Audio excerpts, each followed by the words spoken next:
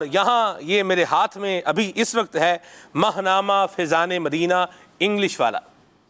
ये इंग्लिश का है जी, माहनामा फैज़ान मदीना। बुज़ुर्गों के अहवाल के बारे में आप अगर मुताला करना चाहें, पढ़ना चाहें तो अल्हम्दुलिल्लाह माहनामा फैज़ान मदीना में भी एक पूरा मजमून होता है। बुज़ुर्गों को याद रखिए, अपने बुजुर्गों को याद रखिए उस उन्वान से। माशाल्लाह किबला रुकन शुरा हाजी शाहिद मदनी दामद कातिबुल कुद्सिया का ये मजमून जो है होता है। और रुकन शुरा की बड़ी एक, जिसे यूँ कहें, एक रगबत है तारीख़ में, बिलखुसूस बड़ा एक ज़ौक़ और शौक़ है।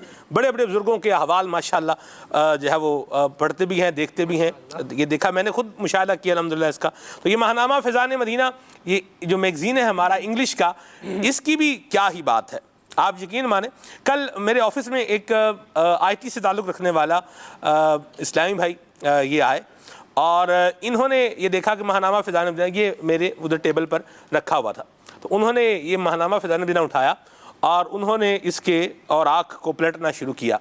अच्छा, उन्होंने देखा और उन्होंने मुझे कहा, क्या इसका जो है वो पब्लिशिंग का स्टाइल है, क्या इसकी जो है वो कलर कॉम्बिनेशन है, क्या इसके अंदर ग्राफिक्स है, क्या खूबसूरती है। उन्होंने इसको पूरा देखा और उन्होंने कहा कि भाई ये तो ऐसा माशाल्लाह ज़बरदस्त माहनामा है, माहनामा फैज़ान मदीना। ये किधर, कौन सा कैमरा, ये वाला, इधर थोड़ा दिखाएं इसको। ये माशाल्लाह ये भी है जी। और इसका ये माशाल्लाह मदनी जर्नी टू 5 कंट्रीज़ माशाल्लाह हाजी अब्दुल हबीब अत्तारी दामद कातिबुल कुद्सिया का। ये देखें जी, इसमें माशाल्लाह ये भी मौजूद है, मदनी जर्नी टू 5 कंट्रीज़। अच्छा, यहाँ मैं एक बात बताऊँ आपको मदनी चैनल के नाज़रीन, प्राइसलेस वेल्थ, प्राइसलेस वेल्थ ये कौन सी है? ये इसके बैक पे लिखा हुआ है, इमाम हुसैन का रोज़ा।